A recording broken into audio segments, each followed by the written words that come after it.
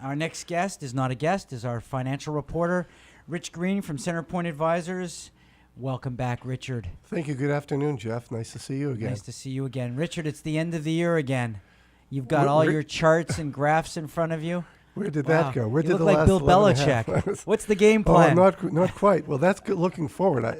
We're all expert at telling you what happened, driving in the rearview mirror. In thinking back, sort of what the themes are for this year, there's not a lot of things, with one caveat, that jump out that say we had a big correction, we had a huge spike, interest rates spiked up, interest rates went down.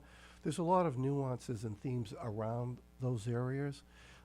Interest rates were expected to have risen, and then they've stabilized, and a lot of people thought by the end of 2014 we'd start to see an increase in rates. That's true. That's what we heard. Commensurate with the job formation and the improvement in the employment situation and some of the construction elements. We came into, after a very strong 2013, there was a lot of questions. Well, what can the market do for an encore? Earnings have been consistently going up. There's been active activity in the merger and in the IPO market regularly. So 2014 is probably time for pause and some stability there. But what's interesting about this year as it relates in the world of investments, at least domestically, Jeffrey, it's one of those years that's hard to define. Now, if you're a well-allocated portfolio, you might have, let's say hypothetically, some money in each bucket. And that's oftentimes what we recommend, because one of these things this chart will tell you, and what we just referenced relative to last year's winner has no bearing on who's going to be the soup du jour or the best performing sector next year. Last year's winner is not next year's winner. No. It's like the Super Bowl. It's a new team every year. Exactly. So how do you hedge that? You have diversification and three-legged stool. So if you were an investor that had assets in all three asset categories, you earn 10%, 5%, -% divided, it's a four change total return. Right. So the investor doesn't it averages out. So it averages, but the investor doesn't feel like it was a very successful year in the market. If they did things properly. It wasn't a banner year. It wasn't anything special. No. 4 or 5%. Okay. I think a lot of people do feel it's fine in context of the last 3-4 years since 2009, as far as that goes.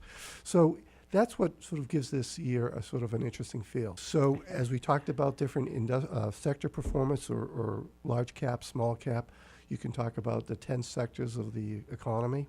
And how much was Saudi oil last night compared to a year ago? Well, energy is negative, first time since 2008. Right.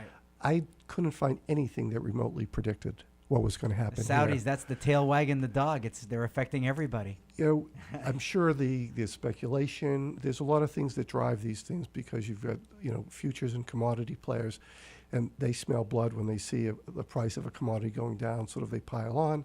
So fast forward to 2015, what at Centerpoint, or what would a prudent sort of approach be to the wealth of the management process is stay the course, really get your arms around your risk tolerances, what your needs are going to be over the course of the next 12 or 18 months.